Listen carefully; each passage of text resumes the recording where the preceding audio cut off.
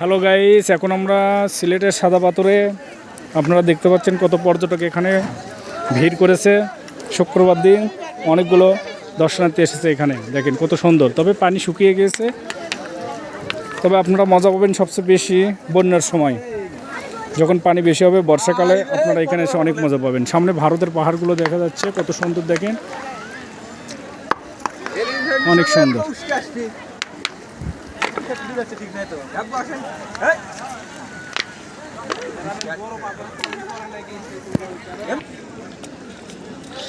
দেখুন পানি কত স্বচ্ছ,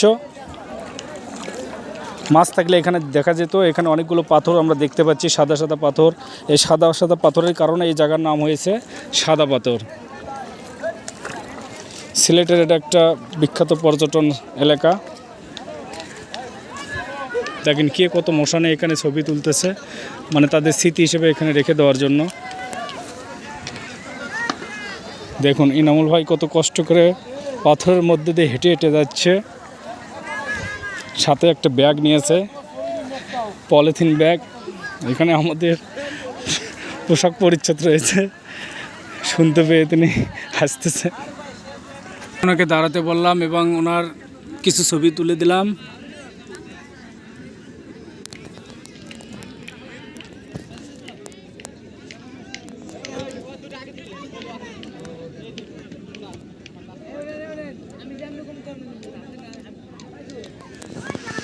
দেখুন কত সুন্দর জায়গা এটা। আপনারাও যখন অবসর সময় পাবেন এখানে পরিদর্শন করতে আসতে পারবেন। এটা বাংলাদেশের সুন্দর একটা জায়গা।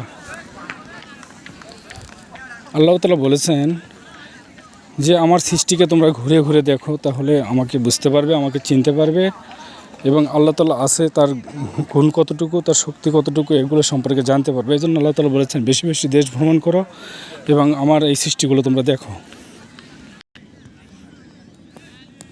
দেখুন সামনে বিজিবি ক্যাম্প আছে, অর্থাৎ বিজিবির যে মসজিদ, মানে ওদের থাকার জায়গা আছে ভারতের সীমান্তের একদম কাছাকাছি। সেখানে আমি ইনামুল ভাইয়ের ছবি তুলে দিলাম।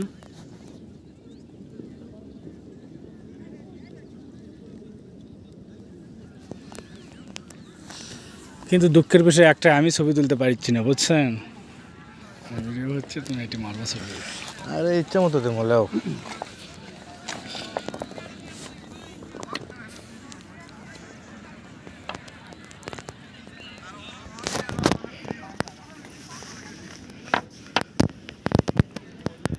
মারো মারো মারো মারো মারো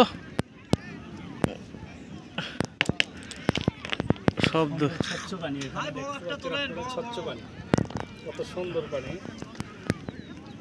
আপনারা অবসর সময় পেলে এখানে বেড়াতে আসবেন।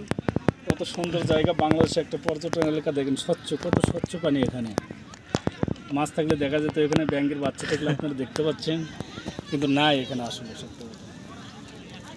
সামনে ভারতের সীমানা আপনারা দেখতে পাচ্ছেন, সামনে পাহাড়। এটা কিন্তু ভারতের মেঘালয় রাজ্য। এটা আপনারা সময় পেলে এখানে আসেন, দেখতে পাবেন, অনেক মজা লাগবে।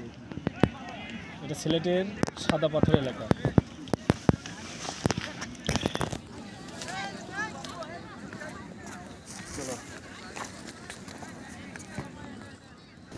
তবে আমি একটা জিনিস শুনেছি, পাথর নাকি চাষ করা যায় এবং পাথর থেকে পাথরের যেন সৃষ্টি হয়, পাথর বড় হয়। আসলে আমি এটা বুঝতে পারি না, কি যেন।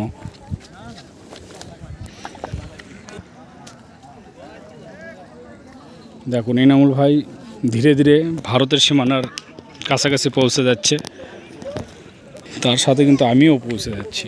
হয়তো বা আপনারা আমাকে দেখতে পাচ্ছেন না, তবুও আমি দেখানোর চেষ্টা করছি।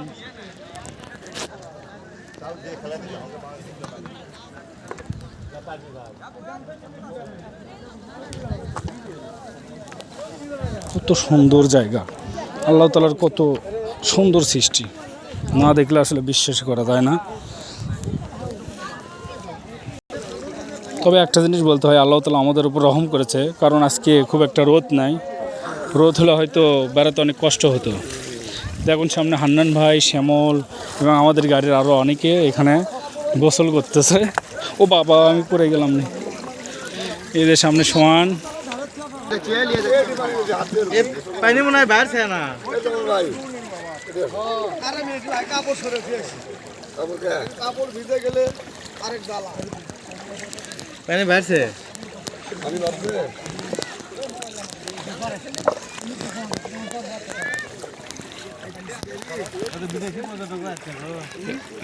এ তাকাও এনামুল ভাই তাকাও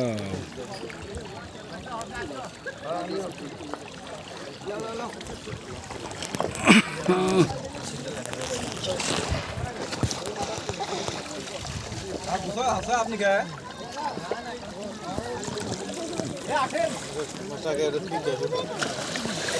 আমার ব্যাগ